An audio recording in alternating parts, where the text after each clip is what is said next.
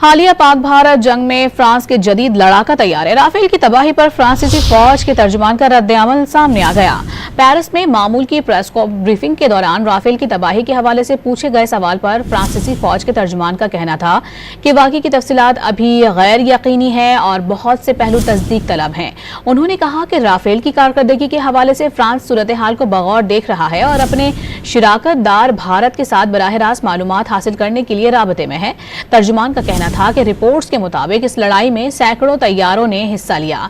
France इस लड़ाई के तजुर्बे से ज्यादा सीखने का ख्वाह है। अगर राफेल के मार गिराए जाने की रिपोर्ट्स दुरुस्त साबित हुई तो ये इस जहाज के 2 दहाइयों के ऑपरेशनल सर्विस के दौरान पहला वाकया होगा। हालिया पाक भारत जंग में फ्रांस के जदीद लड़ाका तैयार है। राफेल की तबाही पर फ्रांसीसी फौज के तर्जुमान का रद्द-ए-अमल सामने आ गया।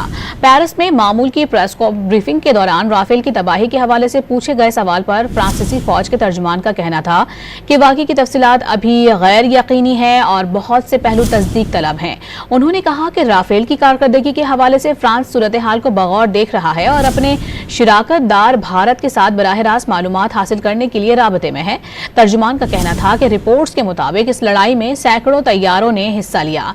फ्रांस इस लड़ाई के तजुर्बे से ज्यादा सीखने का ख्वाह है। अगर राफेल के मार गिराए जाने की रिपोर्ट्स दुरुस्त साबित हुई तो ये इस जहाज के 2 दहाइयों के ऑपरेशनल सर्विस के दौरान पहला वाकया होगा।